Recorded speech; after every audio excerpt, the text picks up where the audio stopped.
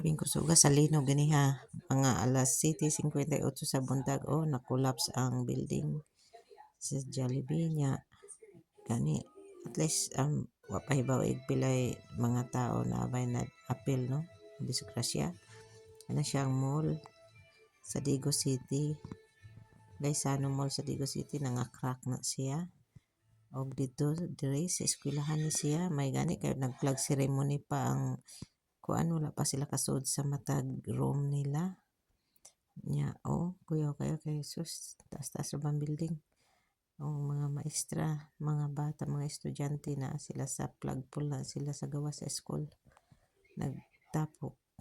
Og sa Jinsan ingon sila nihubas ang dagat tinuod yun nihubas ang dagat pag linog ganiha. Gani kani guba sa ni kay tungod sa linog grabe kusuga. Kusog kay ang linog. Ang mall sa Jinsan purting gubaa.